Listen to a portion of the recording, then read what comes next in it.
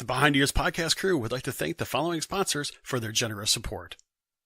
If you have a little one and you're going to Walt Disney World, you're going to need a stroller. I'll tell you what, kingdomstrollers.com is the place where you want to look into.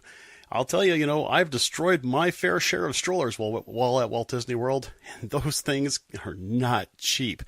But getting something from kingdomstrollers.com, they'll be able to help you pick out the perfect stroller for you. And the nice part is that because they're a Disney preferred provider, they'll be able to drop it off and pick it up right from your Disney resort at no extra charge. So if you don't want to necessarily destroy your stroller in the process and you want to have a great Disney vacation with your little one, contact kingdomstrollers.com and they'll set you right up. That's kingdomstrollers.com. A new coffee for Expedition Roasters? Curiouser and curiouser. This tag says drink me for a Wonderland coffee crumb cake experience. Oh my, I feel so exhilarated. And look at all of these other handcrafted themed coffees and teas they have. It's like falling down a rabbit hole into the most wonderful coffee and tea party. Now you better hurry, you don't want to be late. So head over to Expeditionroasters.com to brew a little magic at your home. Behind the Ears podcast listeners, be sure to use code EARS20 for 20% off your next purchase with us. Brew your happy place.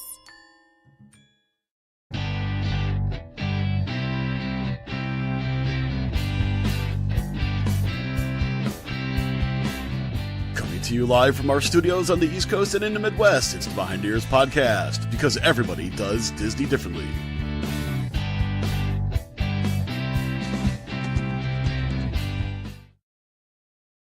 Thank you for tuning in to another episode of Behind the Ears Podcast. I'm Uncle Danny. That is Mr. Chris. This is Behind the Ears Podcast. We are live and in color and sound. You can catch us on Facebook every Tuesday and Thursday at 9:45 p.m. Eastern and YouTube. I almost forgot to throw that one in there.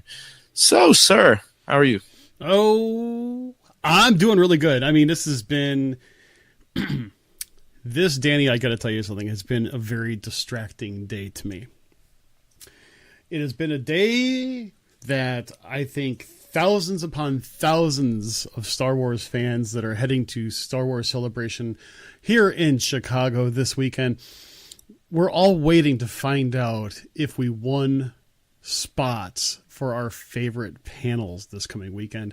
The panel lottery closed last night, and everybody's like, did I win anything? And we've all been going through this refresh complex through our emails, waiting to hear whether or not we either got in or didn't. And up to this point, as of right now, we are all still waiting. So unfortunately, it's kind of this one of those things like you're trying to wait for the news, right? You're trying to find out whether or not you have the winning numbers, and there's no way around it. Let's put it that way. Mm-hmm. It's been kind of crazy. So for everybody watching, once again, we thank you for joining us. If you can do us a favor and share the show out, we would much appreciate that. And on a normal basis, we'd always ask that. More on tonight's, because for some reason, Facebook will not allow us to share the show. I cannot share it anywhere outside of the community page. Oh, did you get put in jail? No, I can search the groups. I can't share to the groups, and I'm showing that I am still an active member in said group. So, oh, brother, I'll have to check it afterwards. But I was able to. Well, it didn't say I couldn't, so I did. So, everybody, thank you for basically sharing and supporting the show. I think it's a conspiracy. They just don't want us to have you all come listen, but it's okay. Haters gonna hate. Find your way. Haters gonna hate. Listen, we already have more than. Oh, never mind. So I'm pretty sure we left off last week around Wednesday, I believe, which would have been Animal Kingdom. Nope, that was the day we went to Hollywood Studios. Oh, we did that then. Yes. We already touched. I thought Tuesday was Hollywood Studios. Yeah, it was, because Nick and Jess were with us at Animal Kingdom. Wednesday was Hollywood Studios, because Wednesday evening I had the DVC event there. We did Fantasmic there all as a group. Then I went to the DVC Moonlight Magic there, and then Thursday was Animal Kingdom. And that's Very easy way to figure out if Chris is fibbing or not. Pulled up he is correct. March 28th was when we were in Animal Kingdom. It's a jungle out Thursday. there. It's a jungle out there. So, okay, we'll start with Thursday because I know we touched on Hollywood Studios. You touched on the DVC event. So Thursday, we arrived bright and early for Animal Kingdom, and we all got to ride the ever so bumpy but still amazing Kilimanjaro Safari. That is, I really do enjoy that particular attraction because it's different every single time. But it's almost like, I feel like, and I know you'd hate this, but I feel like you should almost have a shoulder harness on that ride. You know what I'm saying? Oh, yeah. Yeah, it throws you around, but it's a good throw around, I would say. It is. And unfortunately, one member of our traveling party had to sit back and wait for us, and I think she had a Mickey premium ice cream bar while we were all doing that. I think she had the premium Mickey ice cream bar and a pretzel. And a pretzel? Did she combine the two? I don't think so. That'd be an odd combination. That pretzel would get soggy pretty quick, though. True. Anyway, and so from there, I know that we got there a little bit later than anticipated, because I also know that before we actually did that together, we did the Festival of the Lion King, and that was, I gotta tell you something, I really enjoy that stage show. I really do. I think it's beautiful. I think it's got some great songs, great singing to it. It gets everybody going. It fills a lot of people, so you can usually get in without too much of a wait. And quite honestly, I think the actors make it what it is. So I really, truly enjoy that myself. We actually did that before Kilimanjaro Safaris. Yeah. Somehow I got really turned around in that park, because I really don't go to that park often. I truly do skip it quite often. And I love Everest. I always tell everybody how it's my favorite ride, but I don't know, I'm not a big fan of Animal Kingdom. But I got real turned around in that park when we all got off the safari and we were heading over to Everest, me, Nick, and Lindsay. And I made a left when I should have made a right, and I ended up back at the Tree of Life and had to walk all the way around. But the good thing is we got our exercise in, and we randomly ran into Kevin, the giant bird. Nick got to take a selfie with Kevin. Oh, really? We were gonna go look for him later, and we just happened to be walking right by him. I was like, well, would you look at that? Well, we saw Kevin as we were waiting for the Up bird show. And we did not get to that. Can I be honest with you? Did you see the previous Flights of Wonder before? Yes. Mm-hmm. Did you really enjoy that? No. Okay. Well, to be honest, this would, and I appreciate the honesty. I will say this is that it's one of those cases where you didn't miss anything, because it was one of those things where I wanted so much to like it. The problem of it is I didn't like it. It felt forced. You know how if something feels like it's just not supposed to be that way, it just felt forced. And even like Cynthia here says, I like the old Flights of Wonder show better. I enjoyed it. There were a couple I'll say this though. I did get some pretty epic flyby pictures. But the thing of it is that overall it just seemed forced. And the addition of Russell and Doug it didn't catch my fancy. It wasn't my preference. I was there mainly for the birds and everything else like that, the nature of it all. Adding Russell and Doug just felt artificial. So, Mary thinks that the show was cute, and she's also saying her daughter liked it.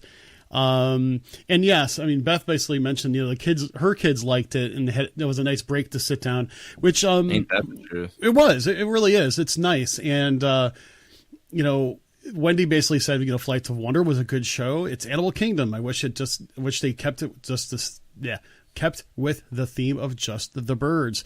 And Brandon actually never saw the old one. It's one of those cases where if you never saw the one, go ahead and see it. But the fact of the matter is, I will admit, I was comparing the two. I preferred, Flights of Wonder. Mary is the opposite, and that's cool. I didn't hate it. It just, I preferred the previous theming of it. We did not make it back for Rivers of Light that night. We ended up, we ate at Yak and Yeti's little quick service outside there.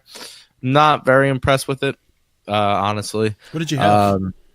I had the chicken, the sesame chicken almost. Oh, their beef and broccoli is what you had to go for, dude. Yeah, I don't really trust beef and broccoli from certain places. I don't know. I'm weird when it comes to food. No, I totally understand it, and I believe me, especially when it's hot outside. And it wasn't extraordinarily hot that day, but generally speaking, I watch what I eat. In Animal Kingdom because it is a hot park. Their beef and broccoli, I think, is fantastic and is actually really good to walk around with. That's just orange chicken. Thank you, Jess. Okay. See, leave it to Jess. Jess knew what everybody had at every meal. That's because Jess was drooling over all our food. I think Lindsay had the beef too. But either way, moving past that, we ended up heading over to the Springs. And here's my thing. I love food. I'm a big guy. You could tell I love food. I don't like Disney food. Now, with that said, let me rephrase that. I don't like Disney park food. Oh, I love Disney Springs food. I love some of the resort food. I do not like eating inside the parks. I don't think there's good value there. Personally, now there are some hidden gems. I love the Tangerine Cafe over in Morocco and Epcot. The grilled cheese at Woody's Lunchbox, not terrible. Outside of that, no, I'm heading down to the Springs. And where we ate dinner this time was the Polite Pig again. Got that butcher box. Oh, boy. You got the short rib, half a chicken. I splurged for the $6 extra to get the ribs. We got this cheese jalapeno stuffed sausage, 2 cornbread muffins. We got coleslaw. We got extra cheese, mac and cheese, and then we got this street grilled corn. What's that? Very good. What? What's that like? It was just basically a giant corn on the cob cut in half or two, and they just threw a bunch of seasonings on them and threw it on a grill. It was really good though, but nothing like oh boy, it was really good though. I enjoyed it. I really tell you, the Polite Pig though. I mean that whole tray easily fed 2 of us. Could have fed more because we had some left over. It was so good though, and very well priced. In other words, you found that your previous comment about the food isn't necessarily that the food isn't good, because I know you have found good eats inside the parks. You're talking more of a good food to good value ratio. In some cases. I don't think. All right, so Casey's, it's a good, quick little grab to eat. I more meant sit downs, and I mean, outside of Epcot. Epcot is tough because some of the countries are really good. I just think that when you come to donuts, it's just Disney parks don't. Magic Kingdom does not have a good place to sit down and go eat. Maybe you can argue Skipper Canteen once again had an ADR for it, never made it to it. But I don't know, there's some heavy hitters at Disney Springs and the resorts, which make me think my next trip, which is not till outside of trips me and you do, my next big family trip won't be till 2021 for the anniversary. I really don't think I'm going to eat a sit down in any of the parks. I think I'm going to strictly make all my ADRs for resorts and outside and Disney Springs. Well, the thing is, not that we're going to try to go down the conduit of sit downs at parks or anything. I will agree that when it comes to good sit downs, there are some at the parks that are actually pretty decent. I know you had a different experience with Brown Derby than I did. I enjoyed it though. Yeah, I know you enjoyed it, but I think I enjoyed it better in some cases. But what I'm trying to get at is I also have to agree that Epcot's got a couple nice places to eat. Magic Kingdom is lacking, in my opinion, because Tony's is not all that fab. Crystal Palace is good, but it's a character meal. And Be Our Guest, you either love it or you hate it. I will be touching on that because I did finally go there for dinner. Oh, you did? Oh, can't wait to hear about that. But, there's just Epcot. You've got a lot of good choices there. But the problem of it is that it's always busy, really hard.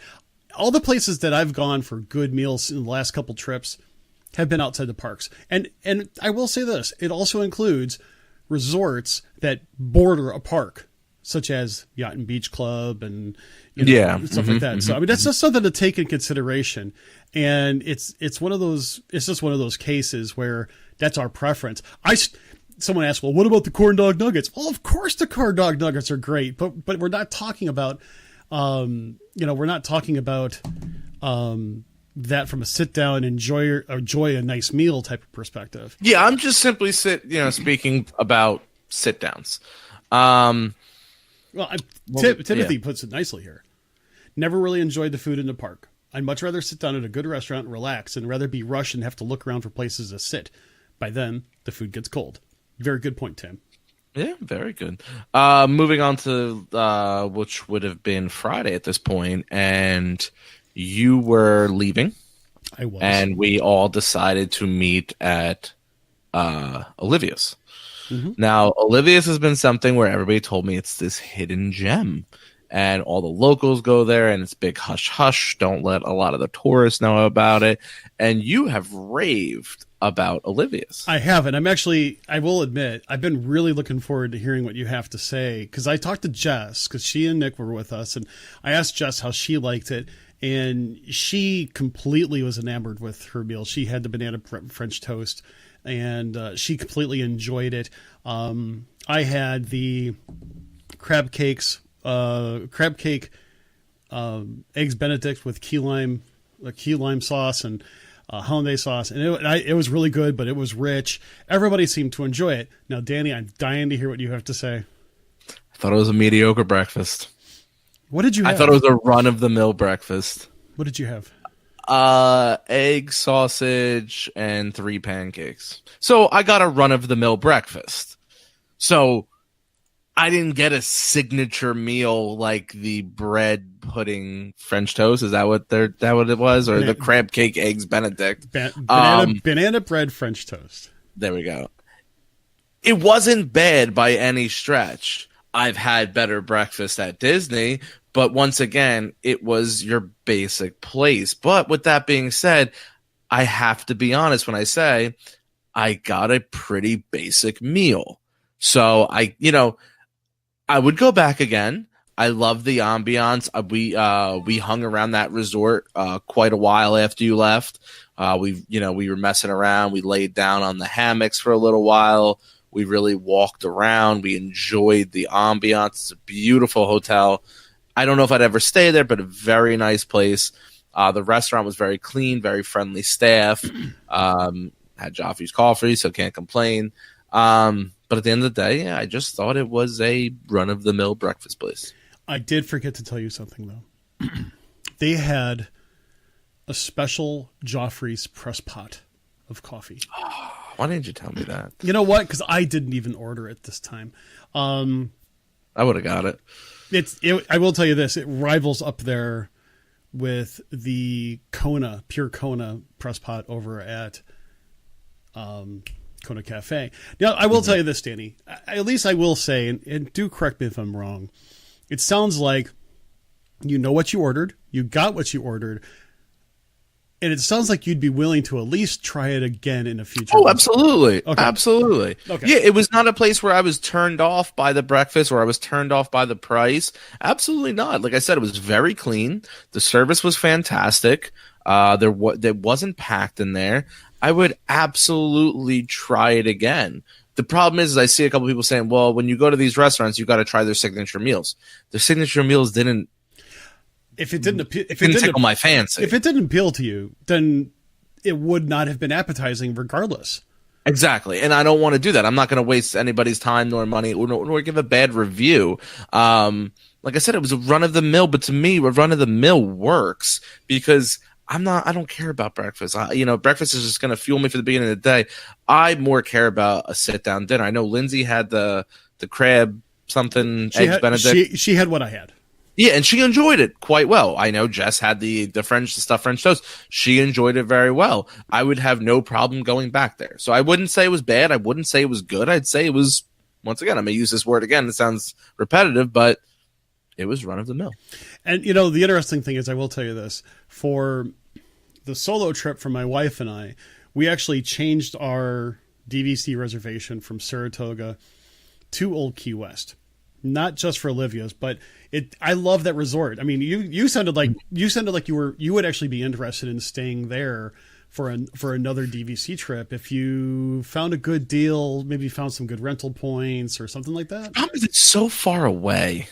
It's not though. It seemed it. It seemed it, but here's the funny part. I thought the same thing.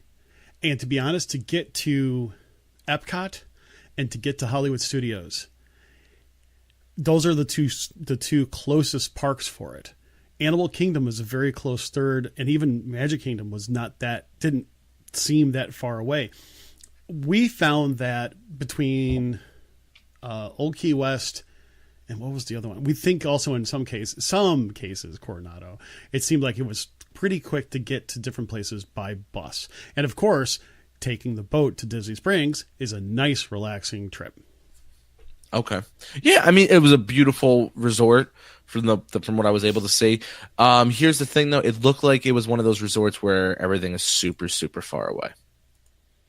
It's like the rooms. Like, it felt like you had to walk. It is a little spread out. But the funny part about it is that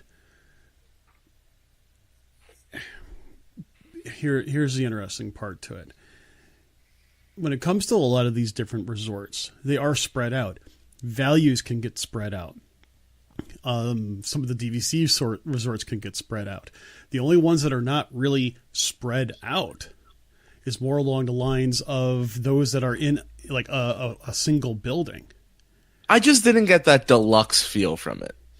No, I understand. I got a very moderate feel, and there's nothing wrong with that because I'll tell you, I'll stay at Riverside before I'll stay almost anywhere outside of like Poly. But I love Riverside. I'll say it all the time. I just didn't get that. When you step foot on Poly, you go to Grand. I don't get it so much from the Contemporary, but I even got it a little bit sometimes from the Wilderness Lodge. It didn't have that grand entrance, and I feel like it was lacking that for a deluxe. Yeah. When you walk into Poly, you used to have the waterfall there. Obviously not there anymore, sad. But when you walk in the Wilderness Lodge, everything is towering above you when you first walk in that lobby. It reminds me very much of Animal Kingdom Lodge, very large. And, you're taken back. You're like, wow, okay, not bad. You walked into Old Key West, and you were like, you felt comfortable, though. You felt like it's home. Like you didn't feel like you were staying at, some Roach Motel on I-4. It was a very nice hotel. I just didn't get that holy moly, it's a deluxe. No, I get it, and you're absolutely right. And the thing is that I think now mind you, that was the very first DVC resort, and I mean it was originally called Disney Vacation Club. That was it. It was before it was called Old Key West. Saratoga Springs has the same problem. Saratoga Springs, it does have the same problem, and in the sense of it doesn't have a grand entrance, so to speak, but it too is also spread out. It does, It does have it's a very similar to feel as if you go to a moderate or a value because it is so spread out. But you're paying for the location at that point. You're paying for the location at that point. You're also, you're paying for the larger room. Every one of these resorts has its benefits and does have their drawbacks. I mean, even the Grand Floridian has their drawbacks. Oh, yeah. We've talked about it. Oh, yeah. So, I mean, the thing is that I guess it kind of depends on what you like. I love the Wilderness Lodge. I haven't been there in a while. I enjoy the Wilderness Lodge because I do feel that if I'm sitting in the lobby is grand. But the fact of the matter is I'm not sitting in the lobby all the time. Mm-hmm. Same thing for Jumbo House of Animal Kingdom Lodge. beautiful. And also, both of those places are extravagant when it comes to Christmas decorations. Even you go into the main lobby of the Poly or the Grand Floridian, and it takes your breath away. But also, I would say this with a little bit of humor, their costs takes the breath away. In fact, the cost makes me want to get, makes me need to have CPR at the same time. So, but it's, so I guess it's kind of depending on what you need.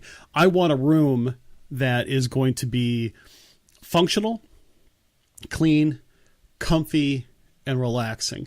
And your second room that you got, I will tell you, had just a breathtaking view. Yeah, it did. Absolutely. But you pay for that breathtaking view, though. But moving past that, so you ended up leaving. You went to Magic Kingdom for a little bit, and then you ended up skedaddling out. Anything particular jump out about that Magic Kingdom morning? What was nice about it is that for that Magic Kingdom morning, we went and we did People Mover. We went ahead and did we got a quick fast pass for Buzz Lightyear. I'm kind of playing in my mind because that was a very, very quick trip.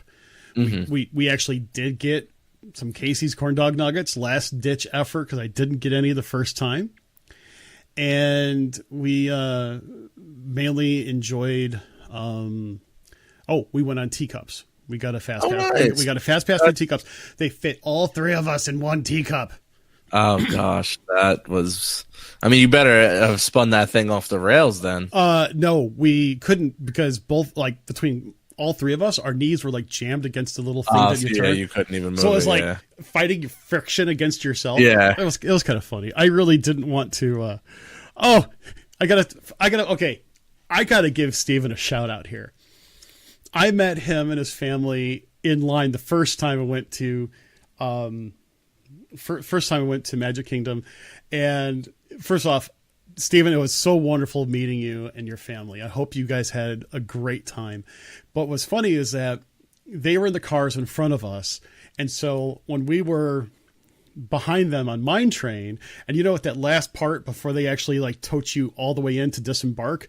Mm-hmm. So my son and I are swaying back and forth. And so, we're kind of calling out left, right, left, right. All of a sudden he's like, oh, cool, let's try it. So he and his family left, right, left. We had it going the entire ride. Oh my gosh, it was makes it much better roller coaster when you could do that. Oh, it was awesome. I mean, it was just really funny to do it too, and it was also cool to teach someone else a bad habit. And I will say it was awesome meeting them. And so so it was our last time. We finally got out of there about 2-ish or so. And we just got a quick bite to eat and then took off. And then we started our trip up north. And, it was a relatively uneventful trip. We actually did our first stop in Atlanta, but we ran into, some traffic and things like that. But it was all, it was a safe, uneventful trip. We did get into Atlanta 11 o'clock-ish or something like that, where we met up with our friends that we were caravanning. They actually left a couple hours before us, and they got to the hotel a couple hours before us. We knew we were going to run into problems because I-75 is just a disaster in certain spots, but it's very unpredictable. But once again, we use Google Maps and to kind of forecast our traffic. Diz Truck 1 has a built-in Wi-Fi hotspot. We took advantage of being able to get really good signals that way, so we didn't have any dead spots with our Google searches and so on and so forth. But yeah, so we started heading up north. But I will tell you this: we got some good PhotoPass pics on the way out. Nice. We took some time to talk to some photographers, and overall, it was a nice end to our part of the trip. And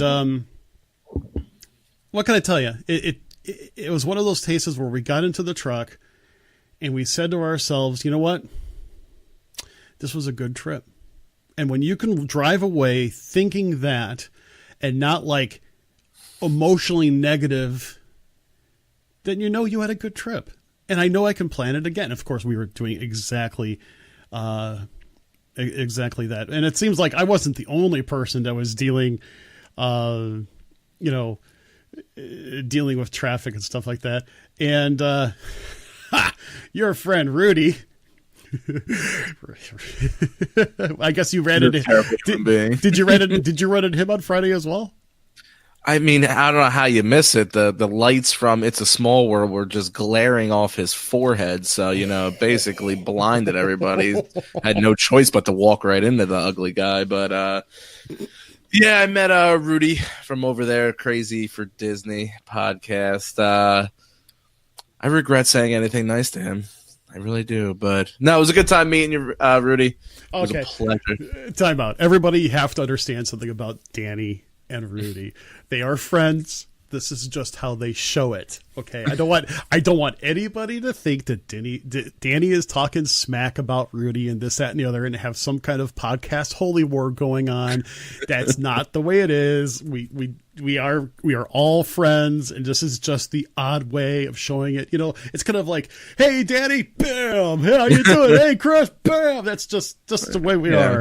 He had his Walmart clothes on inside the park, and of course me, I was dressed to the nines because that's what we do. And he's just that people in upstate New York, they don't know how to dress.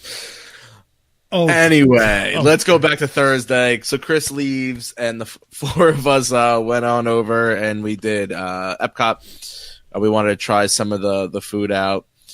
We ended up stopping in Italy, and I was like, you know what? Let me try some of their food. We ended up getting tortellini with a little bit of ricotta cheese stuffed in it, with Parmesan cheese on top. It was good. I'm not going to lie. It was good. I would definitely get it again. I also got their Zeppelis, which came with powdered sugar and a chocolate glaze on top. You might say, hey, what is that? It's basically like a blown up funnel cake, basically in a ball. That's really what the Zeppeli is. It came with some raspberry sauce, which I found was very odd. We were standing online, of course. You could tell, like, all the New Yorkers and the New Jersey people were all standing there like, oh, boy, is this going to be good or not? So we had some good banter back and forth going on that line. But we took a lot of pictures that day. Me and Lindsay drank a lot of wine. We went over to Germany. We had the stuffed pretzel with prosciutto on top. That was very, very overrated. I wouldn't recommend that. I mean, some people might have liked it. No one in our party enjoyed it at all. What we did get was like a, not a strufoli, but like a almost like not a croissant. But, so you sampled Italy.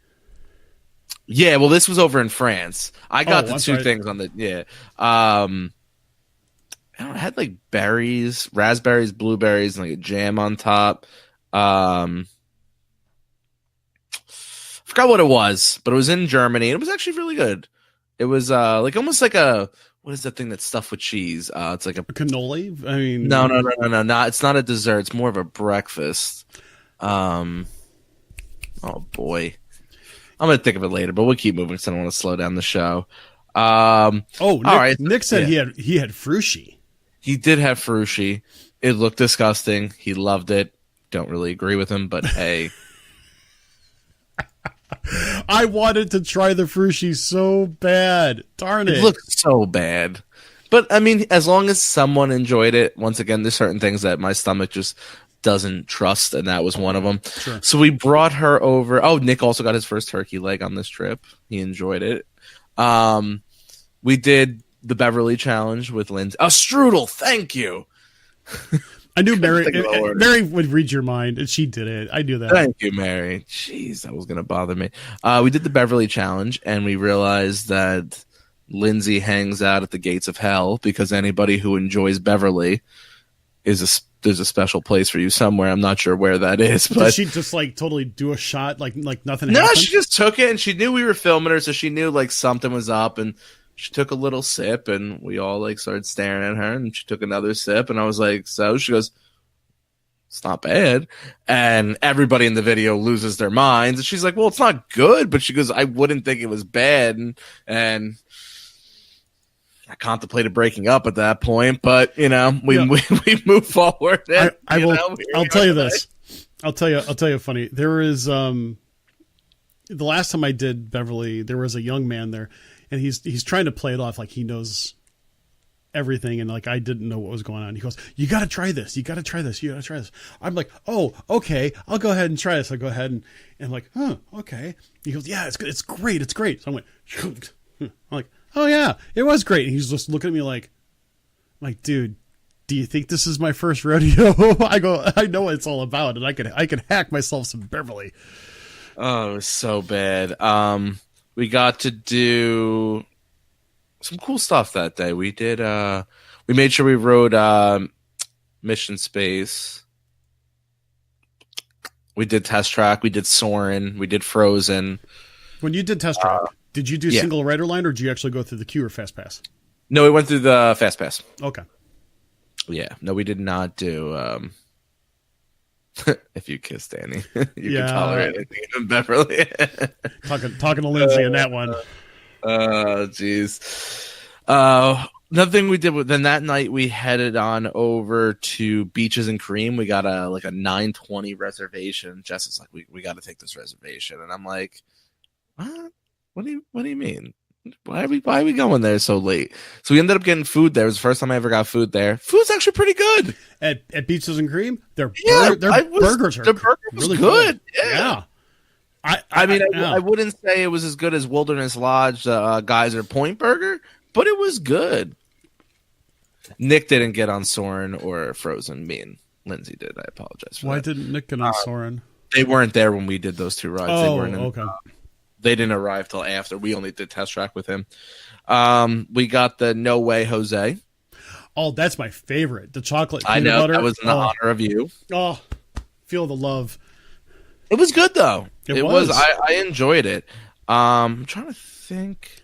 I will tell you this. I think something like the No Way Jose or any other creations is definitely the one you get that you can share, and it has excellent flavor. You get the kitchen sink for the novelty to say, "Oh my gosh, I got the kitchen sink," because it's not the top in flavors. It's just not. They have really good food there, but that is not one of those items that not one of those items you get for quality. You just get it for pure, shock value. That's what I wanted to say. Shock value. Yep. So Friday, then we headed on over. Yeah, Cindy. So she wasn't here on the Tuesday show. She works over at Woody's Lunchbox, and she gave us an awesome little housewarming gift. I know I mentioned it, but I'll mention it again. It's a little ceramic alien and everything. I'm gonna hide some cookies in there. Super good. But back to Beaches and Cream before I move to Friday. We watched this family get it, and within 20 minutes, it was soup. Yeah. And I was like, this is the problem, though. It's too much ice cream. Nobody needs that much ice cream. It's too much ice cream. Said nobody ever. No, said me. Literally just uttered those words out of my mouth. So then we headed over to Magic Kingdom on Friday. That's when we did Mine Train, and Nick was in front of us, and Nick is a big guy. I'm a big guy. Lindsay's petite. But then there was a guy that sat with Nick. For some reason, why you wouldn't let Nick have the car by himself. I barely fit on that ride as it is. They put another very large man. And I don't know if you've ever seen the Family Guy episode when they have that really small car and the two really big guys and their shoulders are touching, but they're both leaning out of the car.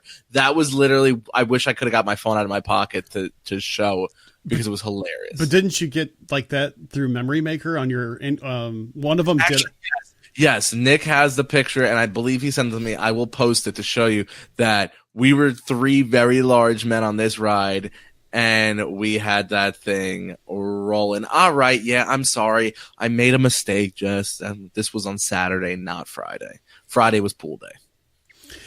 I've got to see this picture now. It was hysterical. It literally, I was like, I couldn't get my phone out quick enough. I got to see this. This is tripping. And on Friday, like I said, days get mixed up. We did a pool day. We had a really good time. Everybody got burnt. But so we headed on over. We did all that on Saturday at Magic Kingdom. and we were able to have we ate at Be Our Guest. Okay. Now, I am really interested in hearing what you have to say about this for dinner. I have not been there since they've changed everything. Talk to me. I think it's hilarious how they introduce you. How they introduce you? When they call your name. We are now ready for the D'Angelo party. And I was like, oh, that's me. Hi.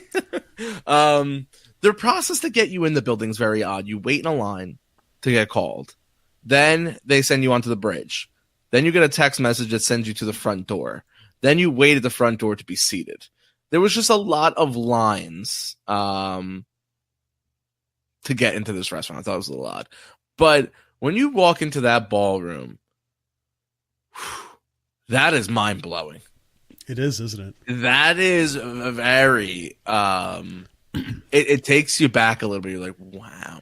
They nailed it. Even with the snow on the fake window outside, I was like, whoo. It's a sight to be seen. And the fact of the matter is that, did you happen to look at all the other rooms as well by chance? Yes, we did. We ate in the Rose Garden room, I guess it's considered. Mm-hmm. And then we were able to walk over. The only thing we couldn't do was take a picture with Beast because it was just way too long. Okay. I ended up having for my starter was the escargot. It was not good. No, I will say that. No, it was overbreaded. Okay. You can mess escargot up very quickly, though. And especially when you're mass producing, you know how long it's sitting. I was not a fan of the escargot, but I was a huge fan of the 3 pieces of lamb that I got on the bone, which was delicious. Really? Absolutely delicious. We also got, they send, instead of picking your dessert, now they give you the 3 desserts. They gave you a macaroon that was fantastic. So the plate is a stained glass, but it's a film. You can eat the film. Okay. Very papery feeling, though. And I will admit Lindsay is correct. The Rose Garden room where we ate was very underwhelming compared to the other 2 rooms. Sure. But didn't make the meal any less. The dessert was so good. And that Saturday night was something crazy because that was the night that I got into a fight with a lady who almost killed Lindsay on her scooter. That was also the day that we sprinted through the park because Jess goes on, was it Thursday or Friday? Oh, wow, look, Disneyland got this Dumbo sipper and popcorn bucket. She goes, and I swear to you, she goes, I bet you Disney World gets it. And I was like, I don't know, maybe. Saturday, Disney gets it. So me and her, we split up. She grabbed 2 of the sippers. I grabbed 2 of the popcorn buckets. We exchanged it even out, and we both got our set, which was absolutely awesome. I wouldn't say Be Our Guest food was blah. I thought it was very good. When was the last time you had it? That's the question. I had it when it first opened, and we had it for lunch. And for the most part, parts of it were good, parts of it not so good. At that time, I would not call it the most family-friendly. Well, let me rephrase that. More kid-friendly or picky-eater-friendly. I had like some kind of a pot roast sandwich of some sort at that time. And I thought it was really good. Maybe a tad bit on the salty side, but I thought it was really good. However, kind of as par for the course in my family. My daughter liked her stuff. My son and my wife didn't care for theirs. So we were very mixed, but we know that things have changed. But even like, Rudy mentioned that it was not his favorite for breakfast. And I've heard different things about breakfast. It is really a take it or leave it. And it sounds like for dinner, you really had a good time there, it sounds like. I thought it was worth the money. I really did. I would go back, not right away because there's other places, there's a lot of other places that are on my menu that I'm trying to, tick off the bucket list. So I was happy to do that. I thought the gray stuff was good though. Mm-hmm. It's just mousse at the end of the day. It was good though. I had no complaints. And, I'm seeing a lot of people thinking it was bad. I mean, I got to ask, when was the menu? When did you go? Before the menu and the chef was changed. And at the end of the day, if it's not, your cup of tea, I mean, hey, I don't like Coral Reef. Chris likes it. So, like I said, everybody's palate's very different. That night was the first time in years I was able to close down Magic Kingdom. It was Jess's birthday. We had extra magic hours. So we rode Buzz Lightyear. We did the entire Tomorrowland. We did Mine Train that night. Me, Nick, and Lindsay were the second to last car launched for Space Mountain. And we just took our time. We watched the Goodnight Kiss twice. We were there to celebrate, when 1201 hit for Jess's birthday. I have some amazing pictures from that night. No editing needed. I don't have to cut people out. That's how empty the streets were. I'm dying to do that. It was great. Of course, it's the last night we're there. Is the night that we're there the latest, but absolutely fantastic time that night. The only down part of the night was, meeting Rudy. But besides that, that was a really spectacular night. The food was great. The atmosphere was great. Happily Ever After was fantastic. Lindsay cried. It was a really, that was the first time she ever saw it. It was a really good overall day. And then moving on to, March 31st, which was our checkout date, I took her, and I always super fragilistic Expialidocious. That I went to their breakfast over at the Grand Floridian. We got to see Pooh. We saw Mad Hatter. We saw Alice, and we saw Mary Poppins. Food was really good. It's the second time now that I ate there. I had once for breakfast, and I ate there for dinner. This time was Lindsay. The first time for dinner was Nick and Jess and myself. I'll tell you what, 1900 Park Fair. Do you like it? I'm becoming a big fan. I have not had something that I did not like. I remember the last time you went there, you were all up over it. You just basically thought it was fantastic. And you said this time that was dinner you went before. That was dinner. This was breakfast. Mm-hmm. And so you actually thought breakfast was really good. Yeah, they had these cheesy grits that were awesome. Mm-hmm. That they had the steel cut oatmeal, which always a big fan. The eggs were, the eggs good, but they had pancakes, they had waffles, they had French toast, bacon, sausage. I wish no one ever served Scrapple, but I guess Scrapple would be way too expensive to serve in a place like that. But yeah, it would never be good unless it was served hot and fresh. Yeah, I ordered this mimosa for Lindsay. It was like a $10 mimosa, and I was like, oh, this. And normally mimosas come in like the skinny, champagne glasses. This thing came out as a full drink. Like throw an umbrella in it and put it on a beach. That's how big this drink was. And, I'll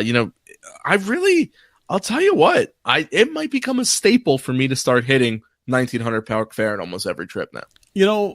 It's been a long I could do time. without the characters, though. I will say. Okay. And, the thing is, Rudy was also saying Citrico's is really good there at the Grand. And Mary says, oops, wrong one. Sorry about that. But Wendy wants to try dinner over at 1900. Mary says Narcosis is also really good. So sounds like you have a little bit of investigations to do over at the Grand Floridian.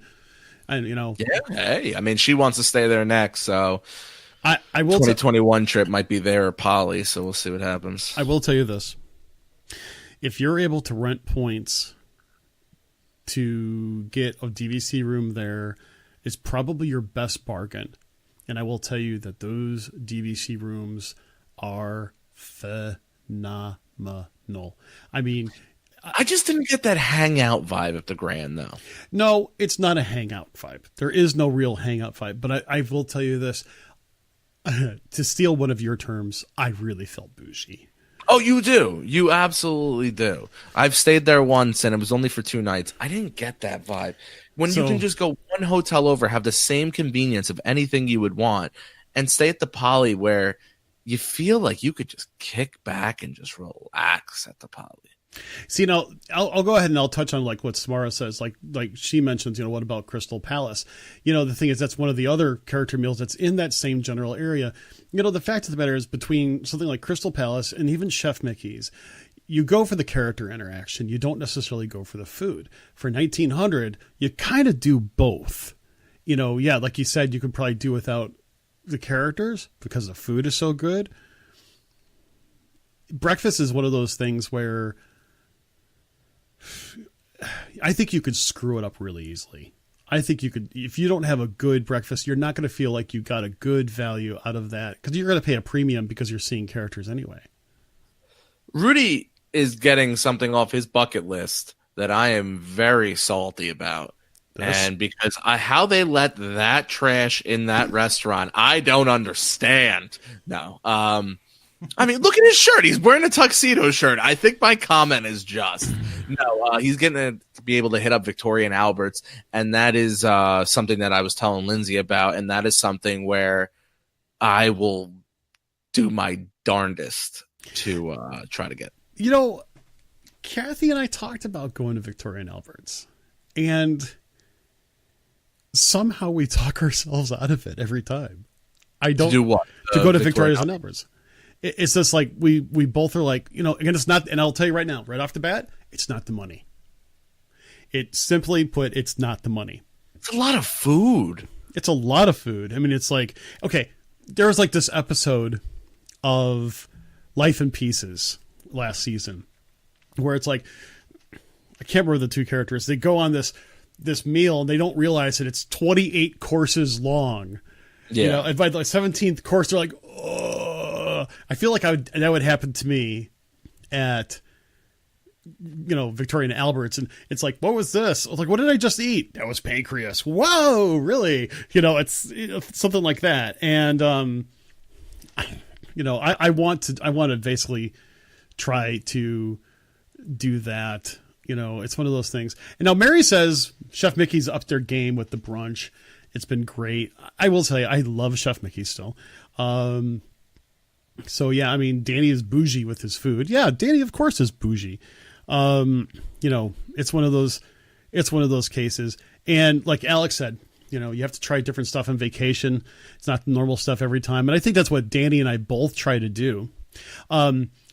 Cindy mentions the chef table at Victoria and Albert's. It's even harder to get. It's okay. Further out you book, obviously, the easier you can do it.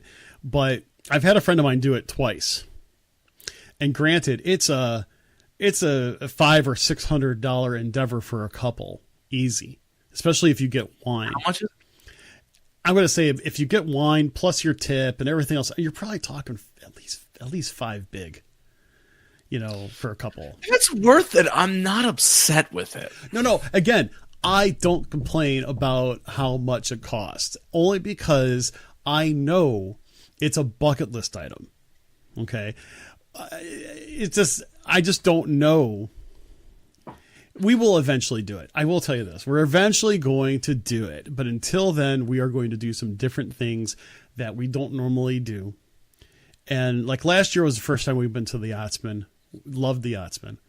But we're going to try something else during this next couple's trip. And I feel like Victoria and Albert's is something you have to do with a group. Really? I always thought be a lot better. I mean, it's a 4-hour meal. Yeah, but to me, I've been at Cali Grill for 3 hours at one time, just the two of us. I mean, so now wait a second. They said there's a Queen's room I'm assuming for Victoria's and Albert's. I'm gonna have to look into that. I wonder if it's a different type of offering. Mm-hmm. So $250, and Cindy's saying $250 per person, and with wine pairing, it's an additional $150. Yeah, so you're talking $500, $600, $700. Of course, your tip and everything else like that. Well, you're talking about I don't know if it's $150 extra a person. Let's assume it is. You're talking about $450 a person. So you're looking at close to $1,000. Well, actually, at that point, you're looking at over $1,000. Yeah, I mean, it's one of those cases where, again, it's a bucket list item. It's not one of those cases where, you're not going to go there every day. You're not going to take your kids. Yeah, no. That's an adult thing. Yeah. I mean, yeah. Trying to say it's hard to sit across me for 4 hours. Be careful how you answer. 3 hours is my max, Lindsay. That's it. After you know what? If you had just answered to the Beverly honestly and said it was terrible, no, I would have said 4 hours is fine. But I don't know what you're gonna try to do. No. So then, the last thing we did, I did my obligatory "It's a Small World" ride for Lindsay. Take one for the team, brother. Yeah, it almost broke. Well, I wouldn't say it almost broke down. We had a bit of a clog up on both boat rides. That and Pirates, we had a big problem with Pirates too. But all in all, then we said our goodbyes to Jess and Nick, and they went their way. We headed back to the resort to get on the bus. All in all, it was a fantastic trip. It was one of the better trips I've had in the past few years. A lot of new experiences, a lot of new memories made, with whether new people or old friends. It was an absolute fantastic time. Any takebacks from my vacation, I would have to say, for once in my life, I actually do think the dining plan would have been worth it, seeing what I spent on this trip with food. We were close. We had to be north of $700 for food. Okay. For the two of us. So, it is something that I'd really want to sit down again and calculate process. Yeah, I want to calculate it again because, this was the first trip where I've ever done sit-down meals almost every night, sometimes twice with breakfast. So, it was something I definitely would like to sit down and really do the math. Like I said, just our motto is, everybody does Disney differently, and every trip is very different. And this was one of the trips that was very different for me. Because for us, it would not have made a big dent for us. It just wouldn't have. I mean, it would not have helped us one bit because of how we dined. Here's also my take. And I need to make sure that people understand how I say this.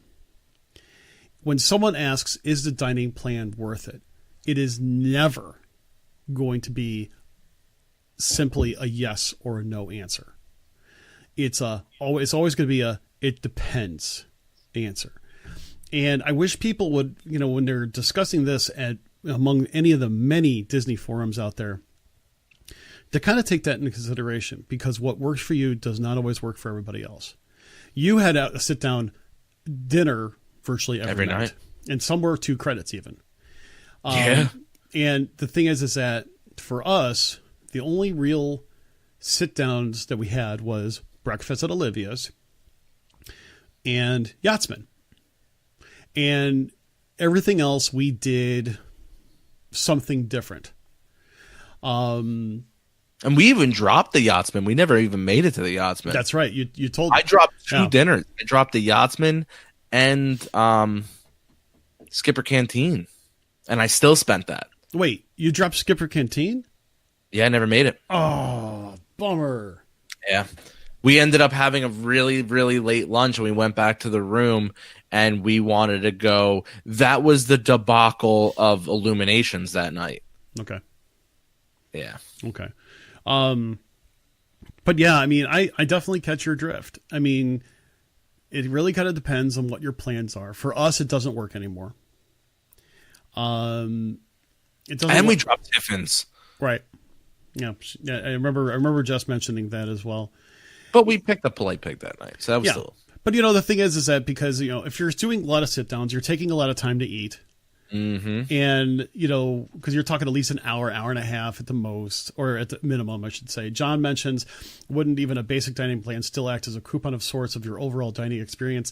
Here's the problem. For us, sometimes we would actually share. And so, yes, that sounds like you would stretch it out. There were times where I didn't eat with everybody else. There were times where I did more of a snacking type of thing. And partially it was because at that time, I was watching a lot of what I was eating specifically. I know that sounds, I'm not going to say I was dieting during my time there. I was specifically watching certain portions and certain things that I was eating for a specific purpose. And also, at sometimes when I'm at Disney, if I eat too much, obviously I don't feel well afterwards. I just didn't want that. And it worked out great for me, but it would never worked with me on a dining plan. You know, you kind of have to look at menus. You kind of have to look at prices. You kind of have to think about what your plans are. And so I think we're going to probably have another breakdown of the dining plan sometime in the next few months, just to kind of recap on it, because it's a great conversation to have, and I would love to have people call into that particular show to tell us what their experiences are as well. But we'll get to that on. But even Mary mentions again, you have to really look at the menus, and it's true because, you know, if everybody's having burgers and, you know, chicken breasts, all right, I'm gonna have a burger and have a chicken breast or something along the lines of that. You got to know your table though too, but when everybody's eating steak or, you know, stew, you know, seafood pots, I'm not going to be the guy that gets a random burger. You know, we didn't, and Lindsay's right, we didn't snack at all. We truly didn't. Lindsay had breakfast a little more than me, but I would always have like that steel cut oatmeal, fell in love with it. But, you know, we made sure in dinner, we spent the money. We ate large. Yeah. And, you know, the interesting part is, outside of that time that we had Olivia's at the very end, we didn't eat breakfast out. We snacked on things that we brought from home. I would usually have like an Atkins shake for breakfast because that's all I was really hungry for. I needed to have something. So I had, you know, a low carb shake and it with a lot of protein in it. And it actually worked out really well for me. And I love Disney breakfast. You know, that was the part that really got me. But we also saved a lot of money by carting that stuff down. Of course, we had our truck. We drove down, and so it helped us. So let me ask you this, as we kind of start wrapping up. Can you give me two things that you said that were absolute highlights for your trip? Seeing Lindsay for the first time, seeing Happily Ever After. Okay. Spending time with you, your family, and of course Nick and Jess and the whole baby reveal. That's two. I'll give you the third. How relaxing this trip was. I did not come back from this trip feeling like I needed another vacation from my vacation. And I will definitely say that's one of mine, is that it was a very relaxed trip. We didn't necessarily feel like we had to rush. In some ways, I felt like we were missing a few things, but we really, truly felt like we were relaxed at the end. I will also agree, not to copy things, but to hang out with you and Lindsay, to meet Lindsay, which was awesome, to hang out with Nick and Jess, which is always, you know, I love those guys, and to hang out with our friends, Sherry and Larry, who caravan down with us. That was special. That was really nice to hang out. And, you know, it also showed that we could do different trips at the same time, and you don't have to always be there with each other during the entire trip. We split it up and did our own different things, you know, to kind of meet our own needs and expectations. It was wonderful. It was a great balance. And also, I will say the one last thing that really meant a lot to me this trip is I got to teach my son about one of my loves at Disney, which is photography. And this is his first time with his new camera. And to see him learn, and him and I take pictures of virtually the same thing in two different manners, was such a wonderful experience. And being that my son recently won a photography award, you know, type of thing, and he was just building on that. I mean, he's really starting to love that particular hobby now. And taking photos of Disney at night is a practiced, learned thing. And he was just eating it all up. Dude, he took some awesome night shots of Slinky Dog at night. I gotta send those to me, because I was watching him take some pictures, and I was like, "Oh boy, he's got a knack for this." I mean, he loves his camera. You know, for reference, I have a T5i by Canon, and he's got an SL2 also by Canon, and he's just like, Dad, I love this. This is such a fun thing to do. And I asked him towards the end, what was one of the most favorite things that you did? I said, Dad, I loved hanging out with you. And dude, how many times do you hear it? That's the money. I mean, you don't hear that very often from a teenager, let alone a teenage boy. I will tell you this. And as I sort out some of the pictures, I will post some of my work out there on the community page, as well as John's work. He's really proud of that as well. So now on the flip side, and I know we're running a little long on time, but let's go ahead and do this. What were just one or two things that you thought that you either could have done differently or you could have experienced better? I mean, with all the good, there's got to be some things that you can do better or can be done better. Not Ubering enough. Disney transportation kind of let me down on that aspect.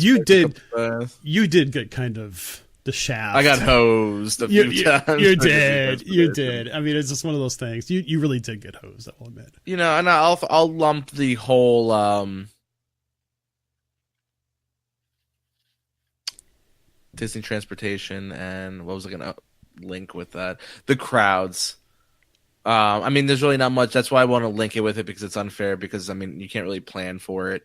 Not that I wasn't expecting large crowds. It's just those dead days at Disney seem to be far and few in between than they used to be. I agree. Another thing that was disappointing. I don't know. What are your two? And then I'll see if I can come up with my second one.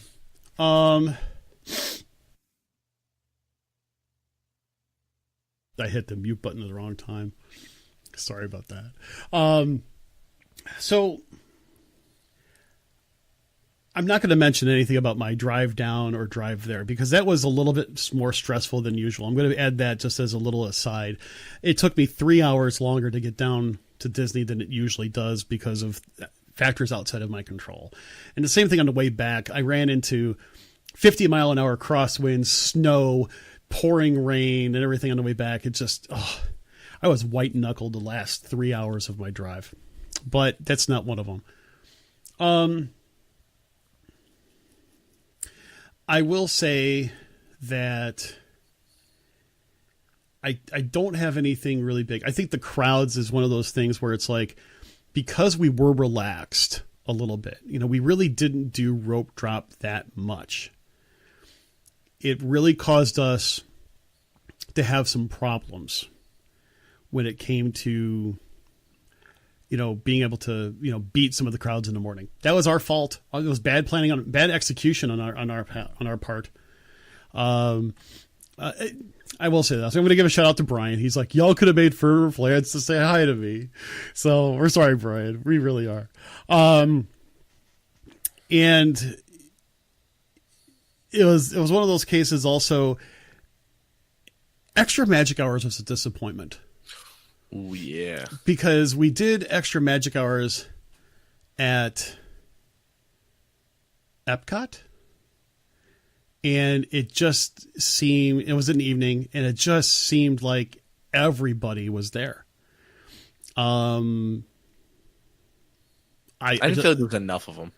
I didn't think there was enough of them either. I thought the park could have been opened up at least another hour, or open early another hour. Someone made a comment to me on the side on this, and I'm not going to mention who, but it was the comment that there were hard ticketed events, the early magic, the early magic and late night magic things that you pay extra for instead of EMH, even though there was EMH at a park every single day. It was not necessarily the parks that we were scheduled to be at or do anything with. So that's not Disney's fault. Yeah. But it just seemed like there was more ticketed events to get in early, which people say are awesome. I have yet to experience it. People have said that they've really enjoyed them.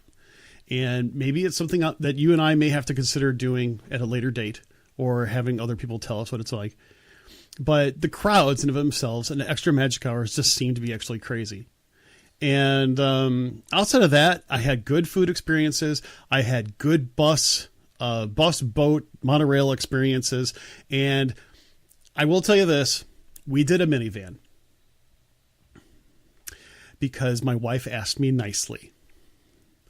And what Kathy asks for, Kathy tends to get because I love my wife.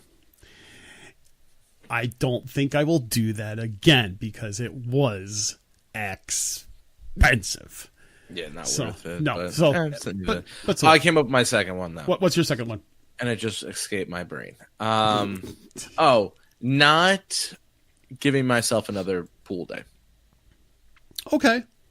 I only gave myself basically 3/4 of a day, that Friday. I feel like we could have used one more just because of how relaxing it was.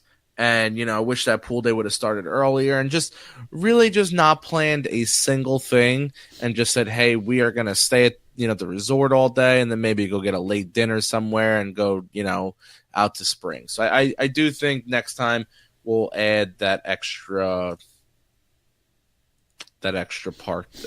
pool day. And I will say this, I don't think I hopped at all and I paid for the hopper. I might have hopped once that entire trip. I will really consider not getting that option next time. The funny part is, now that I think about it, we didn't hop either. I just realized that we didn't hop either. We may have gone back to the resort and went back to the same resort twice. Yeah, but we didn't hop, which I would still consider go. I'm sorry. I think I only hopped to a different park once. Well, oops, sorry about that. That's interesting.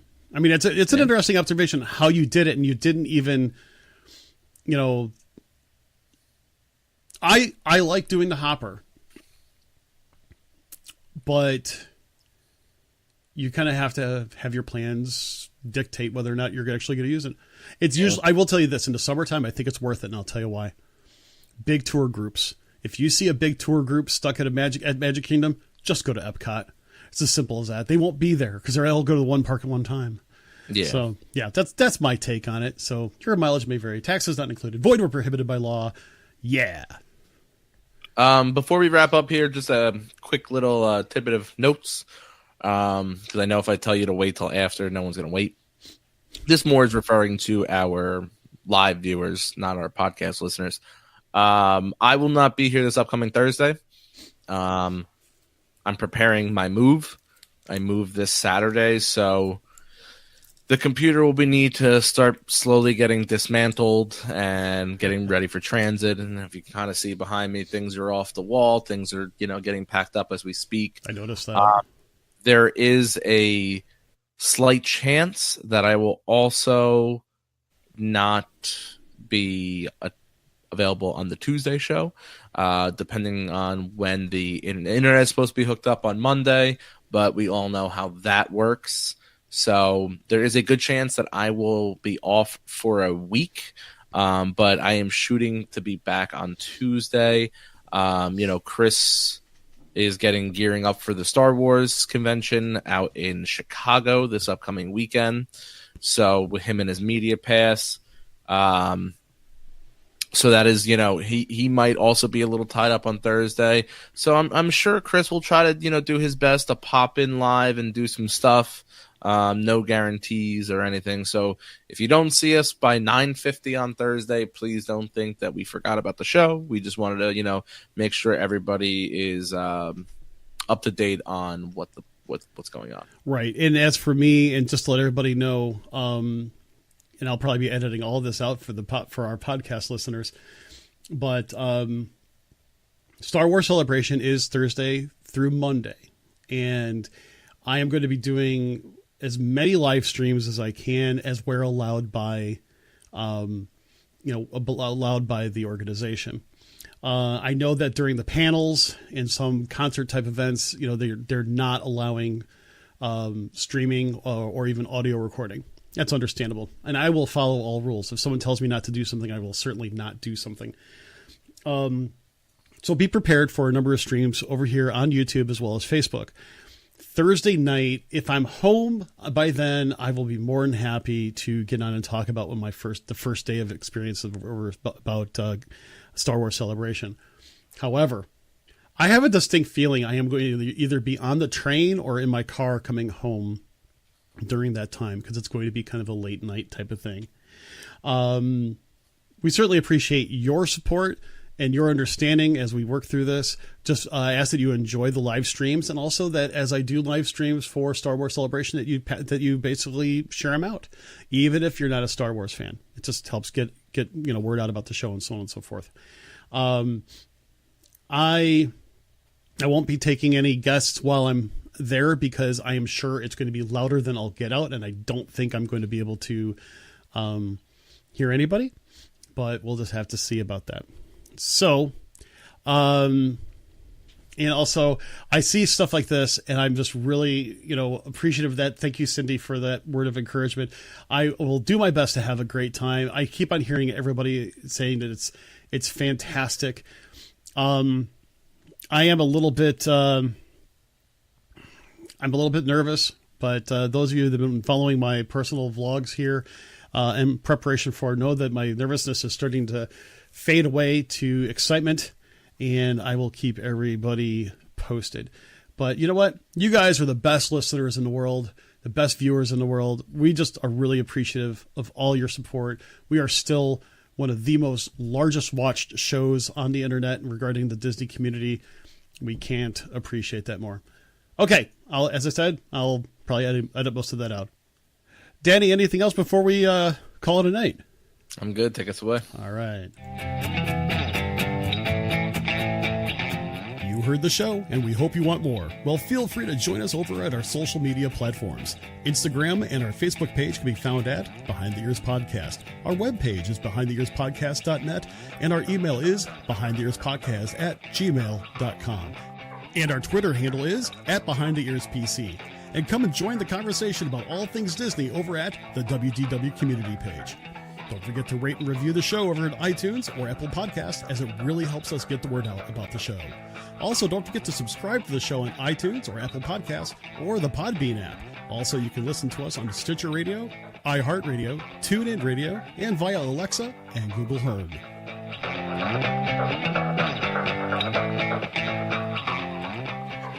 With that being said, everybody, thank you for tuning in to another live episode of Behind the Ears Podcast. I'm Uncle Danny. That was Mr. Chris. We thank you all for downloading the show and listening to us, and also watching us live. Like Chris says, you can follow us on all our social media platforms.